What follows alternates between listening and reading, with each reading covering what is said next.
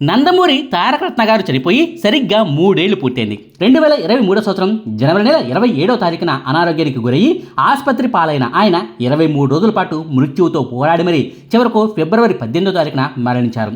ఆయన బ్రతికి ఉన్న రోజుల్లోనే కాదు, ఆయన చనిపోయిన తర్వాత కూడా ఏనాడు ఆయన భార్య అలేఖ్యారెడ్డి గారు మీడియా ముందుకు రాలేదు. తారకరత్న చనిపోయిన తర్వాత ఎన్ని ఇబ్బందులు ఎదురైనా సరే ఒంటరిగానే పిల్లలను పెంచుకుంటున్నారు తప్పితే అత్తమామలు మమ్మల్ని పట్టించుకోవడం లేదంటూ రోడ్డెక్కలేదు. కానీ మొట్టమొదటిసారి ఆమె ఓ యూట్యూబ్ ఛానల్కు ఇంటర్వ్యూ ఇచ్చారు. 1 కాదు 2 కాదు చాలా విషయాలపై ఆమె రియాక్ట్ అయ్యారు. ఒంటరి తల్లిగా ఈ 3 ఏళ్ల నుంచి తను పడుతున్న కష్టాల గురించి ప్రస్తావిస్తూనే తన అత్తింటి వాళ్ళ గురించి కూడా ఓ విస్తుపోయే నిజాన్ని ఆమె బయట పెట్టారు. నందమూరి తారకరత్న అలేఖ్యారెడ్డి గారిది ప్రేమ పెళ్లి అని అందరికీ తెలిసిన విషయమే. 2012 సంవత్సరం ఆగస్టు 2వ తారీఖున సంగీ టెంపుల్లో ఓ 10 మంది స్నేహితుల మధ్య అలేఖ్యారెడ్డి గారిని తారకరత్న గారు ప్రేమ పెళ్లి చేసుకున్నారు. తమను ఎదురించి ఇంట్లోంచి వెళ్ళిపోయి కన్న కొడుకు ప్రేమ పెళ్లి చేసుకుంటే ఏ తల్లిదండ్రులకైనా మొదట్లో బాధగానే ఉంటుంది. కానీ ఏళ్లు గడిచే కొద్దీ ఆ బాధ స్థానంలో మనవళ్ళు మనవరాలపై ప్రేమ పుట్టుకొస్తుంటుంది. వాళ్లను తమ దగ్గరకు తెచ్చుకోవాలనిపిస్తుంటుంది. కానీ నందమూరి తారకరత్న గారి తల్లిదండ్రులు మాత్రం అందుకు పూర్తి భిన్నం. ఇప్పటికీ కూడా అలేఖ్యారెడ్డి గారిని కోడలిగా అంగీకరించలేదట.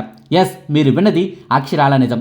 నందమూరి బాలకృష్ణ గారు వీళ్ళిద్దరి పెళ్లిని ఆమోదించిన, చంద్రబాబు గారు తారకరత్న గారిని దగ్గరకు తీసిన, ఏకంగా ఓ అసెంబ్లీ సీటును ఇచ్చి ఎమ్మెల్యేను చేయాలని ప్రయత్నించినా సరే తారకరత్న గారి తల్లిదండ్రులు మాత్రం అలేఖ్యారెడ్డి గారితో అంటి ముట్టనట్టే ఉంటున్నారు. చివరకు తారకరత్న గారు చనిపోయినా సరే కోడలిని మనవళ్ళు మనవరాలను దూరంగానే ఉంచేసరి తప్పితే ఒక్కసారి కూడా ఇంటికి పిలవలేదట. ఈ విషయాలను అలేఖ్యారెడ్డి గారే ఆ ఇంటర్వ్యూలో చెప్పుకొచ్చారు. వాళ్ళ కోపాన్ని నేను అర్థం చేసుకోగలను. ఏ తల్లిదండ్రులైనా అలాగే రియాక్ట్ అవుతారు. బ్రతికి ఉన్న రోజుల్లో తారకరత్న 1కి 4 సార్లు వాళ్ళను కలిసేందుకు ప్రయత్నించాడు. కానీ కుదరలేదు. తను మరణించిన తర్వాత నేను కూడా 3-4 సార్లు వాళ్ళతో మాట్లాడేందుకు ప్రయత్నించాను. కానీ అటు నుంచి రెస్పాన్స్ లేదు. నేను దీన్ని తప్పు పట్టడం లేదు. వాళ్ళ కోపానికి అర్థం ఉంది. వాళ్లతో కలవాలన్న నా ప్రయత్నాలకు కూడా అర్థం ఉంది. నాకేమీ ఆస్తిపాస్తులు అక్కర్లేదు. నాకు ఉన్నంతలో నేను నా 3 పిల్లలను పోషించుకుంటాను. కానీ నా తరపు బంధువులతో పిల్లలకు అటాచ్మెంట్ ఉన్నట్టుగానే తన తండ్రి తరపు వాళ్ళతో కూడా పిల్లలకు అటాచ్మెంట్ ఉండాలన్నదే నా ఆశ. అమ్మమ్మ ఇంట్లో దొరుకుతున్న ఆనందం నాయనమ్మ ఇంట్లోనూ నా పిల్లలకు దొరకాలన్నదే నా కోరిక. నా కోరిక తీరేందుకు టైం పట్టొచ్చేమో కానీ తప్పకుండా తీరుతుందని మాత్రం చెప్పగలను అంటూ అలేఖ్యారెడ్డి గారు స్పందించారు. నిజానికి ఆమె ఉన్న పరిస్థితుల్లో ఇంకెవరైనా ఉంటే మీడియా ముందుకు వచ్చి రచ్చ చేసేవాళ్ళు. లీగల్గా చూసుకుంటే నందమూరి మోహనకృష్ణ గారి ఆస్తిపాస్తుల్లో తారకరత్న గారి పిల్లలకు కూడా సమాన హక్కు ఉంది. ఇప్పటికిప్పుడు అలేఖ్యారెడ్డి గారు కనుక కోర్టుకెక్కి న్యాయ పోరాటం చేస్తే ఆమె కోరుకున్నంత ఆస్తి ఆమెకు అత్తింటి వైపు నుంచి దక్కొచ్చు కూడా. కానీ అలేఖ్యారెడ్డి గారు మాత్రం అలాంటి దారిని ఎంచుకోవటం లేదు. వాళ్ళ నుంచి ప్రేమనే కోరుకుంటున్నారు. వాళ్ళు మాట్లాడితే నాకంతే చాలని ఆశిస్తున్నారు. కనీసం పిల్లలనైనా దగ్గరకు తీసుకోలేదా అని అడిగితే లోపల బాధపడ్డారు తప్పితే అత్తమామలను పల్లెత్తి మాట కూడా అనలేదు. వాళ్ళను నిందించలేదు. వాళ్ళకు అసలు మనసుందా అంటూ, పసిబిడ్డలు ఏం పాపం చేశారంటూ మనబోటి వాళ్లకు ఆగ్రహం తన్నుకొస్తుంది తప్పితే అలేఖ్యారెడ్డి గారు మాత్రం వాళ్ళ కోపంలో అర్థం ఉందంటూ వ్యాఖ్యానించడం గమనార్హం. నిజంగా ఆమె సహనానికి, ఆమె ఓర్పునకు హ్యాట్స్ ఆఫ్ చెప్పాల్సిందే. నందమూరి కుటుంబం నుంచి బాలయ్య గారు ఇప్పటికీ ఆమెకు సపోర్ట్గా నిలుస్తుంటే అటు విజయసాయిరెడ్డి గారు, షర్మిల గారు ఆమెకు అండగా నిలుస్తున్నారట. ఎప్పుడు ఫోన్ చేసినా సరే వెంటనే ఇంటికి వచ్చేస్తారంటూనే సాధ్యమైనంత వరకు ఎవరిని డిస్టర్బ్ చేయకుండానే పిల్లలను చూసుకోవాలన్నది తన ఆశ అని కూడా అలేఖ్యారెడ్డి గారు చెప్పుకొస్తున్నారు. అదే సమయంలో భర్త నందమూరి తారకరత్న గారు మరణించిన తీరు గురించి, చనిపోయిన రోజు అసలేం జరిగిందన్న వివరాల గురించి అలేఖ్యారెడ్డి గారు చెప్పిన మాటలను వింటుంటే ఎంతటి కఠిన హృదయం ఉన్నవాళ్లకైనా కన్నీళ్లు రాకుండా ఉండవు. ఆ వివరాలను ఆమె మాటలోనే చెప్పుకుందాం. 2023 సంవత్సరం జనవరి 27వ తారీఖు నా జీవితంలో ఆ రోజు ఓ బ్లాక్ డే. నిజానికి ప్రతి శుక్రవారం పిల్లలతో కలిసి సినిమా చూడటం తారకరత్నకు అలవాటు. 25వ తారీఖునే ఇంటికి వచ్చేందుకు సిద్ధమయ్యాడు కూడా. కానీ బాలయ్య గారు, లోకేష్ గారు ఆయన్ను ఉండమన్నారు. యువగళం పాదయాత్రలో పాల్గొని ఆ తర్వాత ఎల్దువులే అని చెప్పారట. సరేనని నాకు శుక్రవారం ఉదయం ఫోన్ చేశాడు. సాయంత్రం లోపు ఇంట్లో ఉంటానన్నాడు. ఉదయం 8:40 నాకు ఫోన్ చేశాడు. నేను ఆ రోజు మా సిస్టర్ ఇంట్లో ఉన్నాను.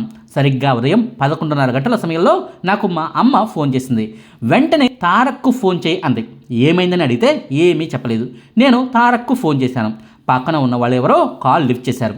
ఏం లేదు వదినా, అన్నయ్యకు కాస్త డీహైడ్రేషన్ అయింది, ఆసుపత్రికి తీసుకెళ్తున్నాం అని చెప్పారు.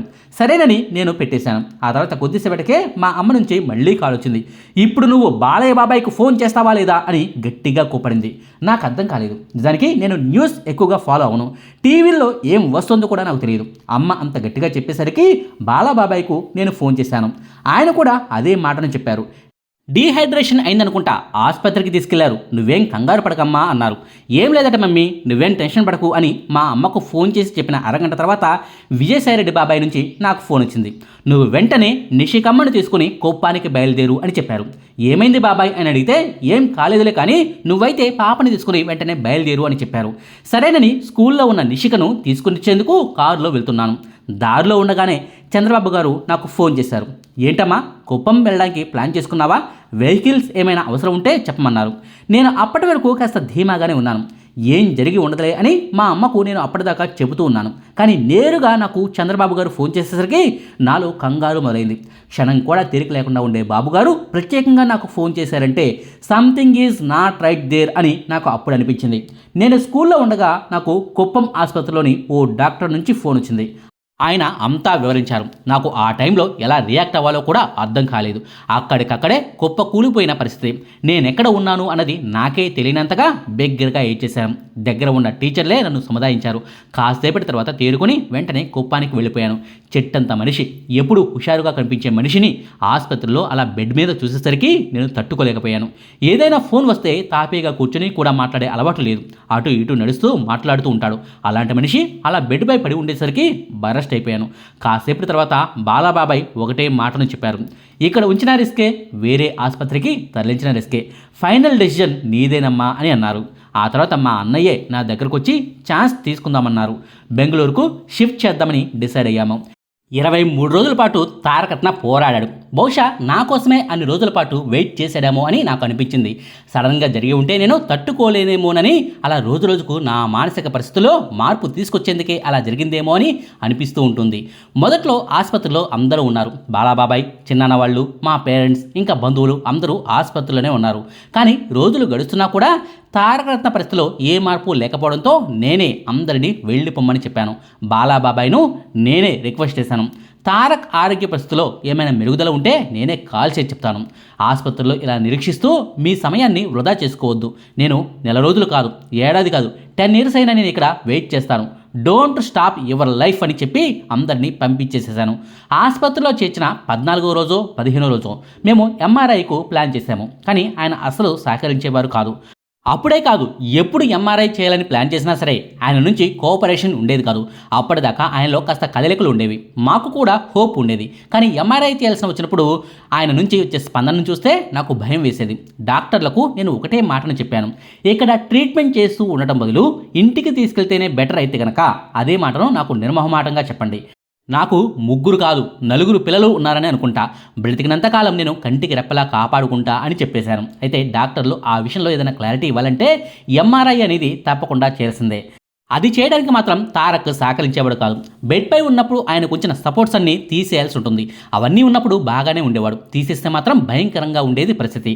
ఆక్సిజన్ సరిపోకపోవడమో ఇంకేదైనా ఇష్యూ రావడమో జరుగుతూ ఉండేది. 16వ రోజున ఎంఆర్ఐకు తీసుకెళ్లారు. అతి కష్టం మీద టెస్టులు చేశారు. నాకు ఆ రిపోర్ట్లన్నీ మరుసటి రోజు ఇచ్చారు. నా చేతిలో ఆ రిపోర్ట్లన్నీ ఉన్నాయి. వాటిని నేను ఓపెన్ కూడా చేయకుండా నేరుగా ఆంజనేయ స్వామి ఆలయానికి వెళ్ళాను. ఆ రాత్రంతా నేను గుడిలోనే ఉన్నాను. మర్నాడు ఆసుపత్రికి వెళ్ళాను. అక్కడ సంజయ్ అనే ఓ డాక్టర్ ఉన్నారు. ఆయన చాలా సపోర్టివ్గా ఉండేవారు. ఆ రిపోర్ట్లు తీసుకెళ్ళి ఆయన చేతిలో పెట్టాను. సార్, మీరు చెప్పండి, మీరు చెప్తే మాత్రమే నేను నమ్ముతాను, నేను ఇంకెవరిని నమ్మను అని చెప్పాను. ఆయన కాసేపు ఆలోచించి ఒకటే మాటను చెప్పారు, ఐ ఆమ్ వెరీ సారీ. నేను ఎంతగానో ట్రై చేశాను, కానీ పరిస్థితుల్లో ఏ మార్పు రాదు అని చెప్పారు.